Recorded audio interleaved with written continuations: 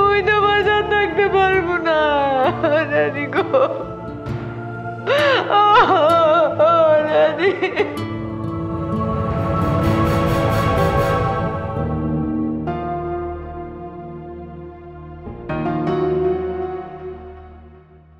একটা মানুষে কিভাবে মাইরে ফেলাইলো,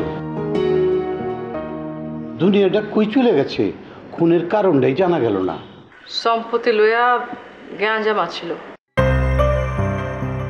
জামানত চাচা নাকি তার সৎ ভাইয়ের সব সম্পত্তি গ্রাস করে এলাইছিল।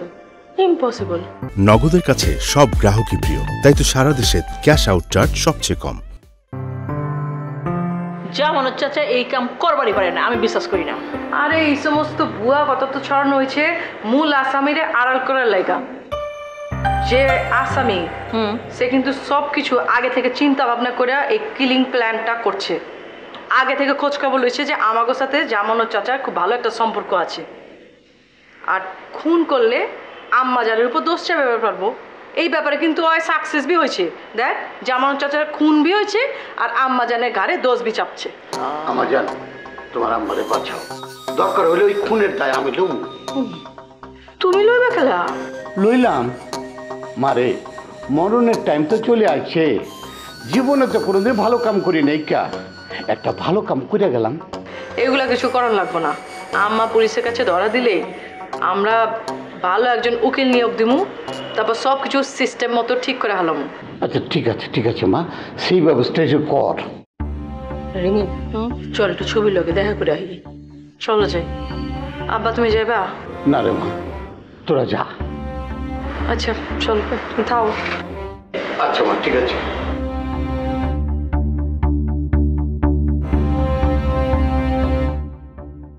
ইয়া মাহমুদ, এমন মৃত্যু যেন কারণ দিও না।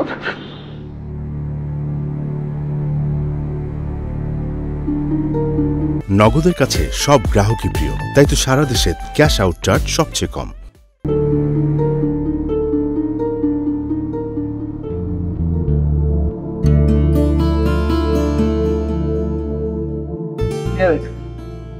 মন খারাপ করে না বইয়ের উচিত কিনলে তোমার বইয়ের লাই।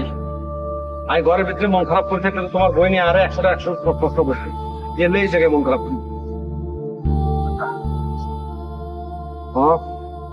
ওই ছবি তার বাড়িতে একলা থাকতে পরিষ্কার, খুব বেশি সমস্যা হইতেছে। আমি প্রয়োজনে আরো থাকবো, আর প্রত্যেক আমি ছবিটা বিয়া করে গেলাম। আরে বাবারে, হুটহাট করে ডিসিশন লনের দরকার নাই, আগে দেখ না কি হয়। আপনি কি মনে হয় জানোস নি, সবার আগে ওই যে মডেল আছে না, হেডার পেছনে লাগি থাকুন লাগবে। আর তোর মনে হয় এটা একটা মূল কালপিট, হেডারে অ্যারেস্ট করে তো ফাইললেই ব্যাগ কথা বাইরে যাব। কিন্তু হাতেরে আমরা কেমনে অ্যারেস্ট করাবো? আরে বলত, পুলিশে যদি কিছু তথ্য আমরা দিতাম পারি তাহলে তো ব্যাপারটা সহজ হয়ে যাবে।